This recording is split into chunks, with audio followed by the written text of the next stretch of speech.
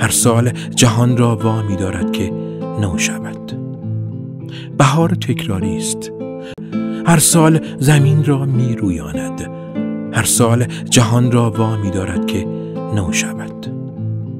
بهار تکراری است و این تکرار هر ساله باید ملال انگیز باشد، اما نیست. بهار هر باری که می آید بهار است، به تر و تازگی همان بار اول که آمده.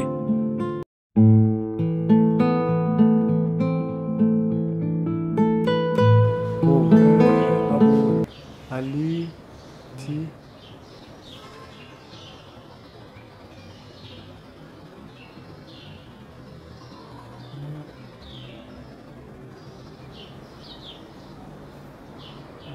سلسله نسبش. یه بار دیگه اسمش رو بگو. سیداوز خرازانی. خرازانی. این درخت چند سالشه؟ 700 سال. 700.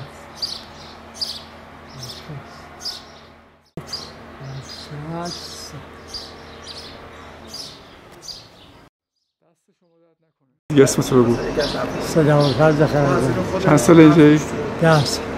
10 ساله. معرفی بکن اینجا کجاست؟ اینجا ابویعلا میره. ابویعلا از فرزندان امام جعفر صادق.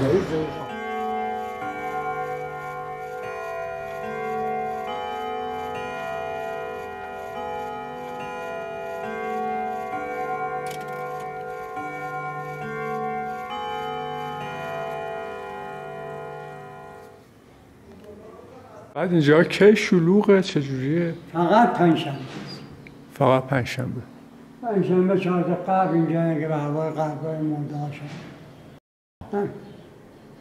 روزا دیگه هیچ کس نمید.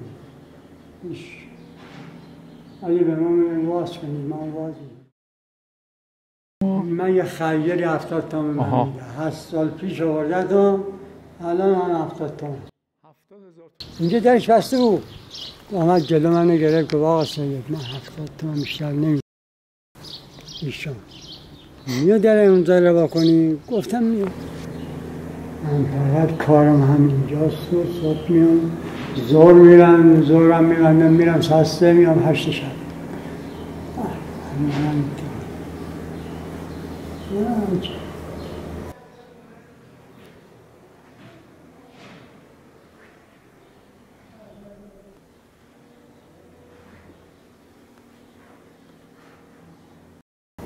زیادش بسید سوار بشید. پولی هم میریزن توش؟ میریزن بله، اونم اوقاف میبره ما نمیبرم. کلید دست اوقاف میندازه باز میکنه وقتی که 400 500 600 شد جمع میکنه دوباره که داریم. خب شما چطور از اوقاف حقوق نمیگیری؟ نباید بگیری؟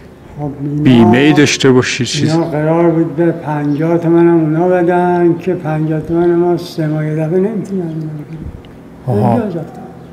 نمیتونیم بگیریم. هر موقع میریم میگن پول نیست، تو حسابان اینطوری. منم دیگه نرفتم. دیگه از هیئت امنامان میگه گوش گفتم که اگر داد از طرف من از طرف شما وکیل بشی، از طرف من وکیلی بگی بیا بده به من. ندادم که اصلا حرفشون بگی. ولی در آمدش با اوقاف میبره، هیئت امنا نمیتونه ببره. تری شده. چیکار کنیم دیگه الان؟ اینا گفتی چند ساله اینجا؟ قدمت اینجا چند ساله؟ اینا میگن که 900 سال ساخته شده. 900 سال؟ زریش آمده. آره زریش 4 ساله. ساختش. زریش 4 ساله. ساختمونش. نشم که گچمچ‌هاشو این همه در خود میشه. به نظر تازه میاد. نه 10 سال من اینجا هم کاری نکردم. هیچی. اینا مال 10 سال جلوتر اگرم کاری کردم. هیچ کاری نکردم. اینا مردمیه. هر شما یه لنگ فرش میاره، یکی پشتی میاره، یکی همینطور. آره اینا مردم میخرن میارن میزن اینجا. زنا میان، مردم میان. پنجشنبه میان دیگه، اینا زن و مرد میان دیگه. میان اون قسمت نماز با هم بخونن، اینجا اون قسمت میچینن. نه اونجا موزه است اصلا. موزه؟ موزه کلیدش دست کس دیگه ایه.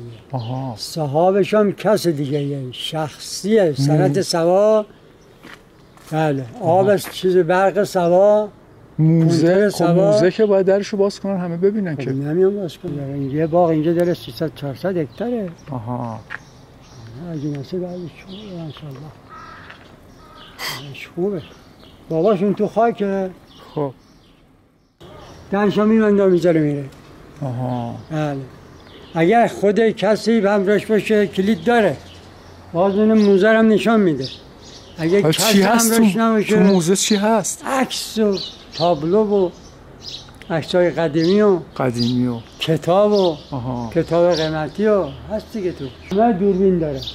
آها. تمام اینا همه دوربین داره. الان اینجا دوربینش کوش؟ اینو فقط دزگیر داره. دزگیر داره، دوربین نه؟ دوربین اون بر داره. آها. دوربین همون تا ساختمان همه جاش دوربین داره. همه جا. راپله ماپله همه دوربینه.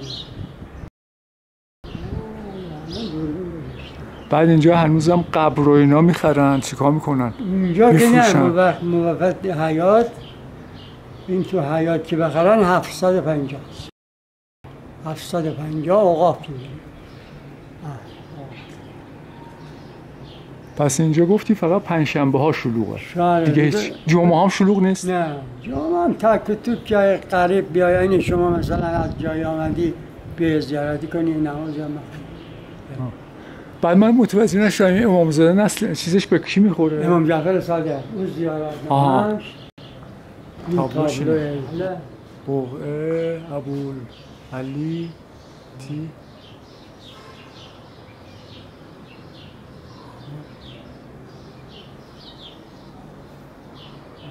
سلسله نسبش شهرداری تفریش 77 زیارت نماز. بله. از فرزندان امام جعفر صادق هم نیست. با یه ذره از تاریخچش بگو دیگه، هر چی دوست داری بگو. چیزی ندارم. انقدر میدونم که اینا رو میگن فرزندان امام جعفر صادق ابویعلا السلام نمیتونم، چیز دیگه که نمیدونیم چی کی ساخته شده و کجا بوده. ما 18 ساله اینجایی فقط میدونیم، چیز دیگه نه. اصلا کسی میاد مثل من ازت سوال بکنه اینجا چیه چی؟ هیچی نمیاد.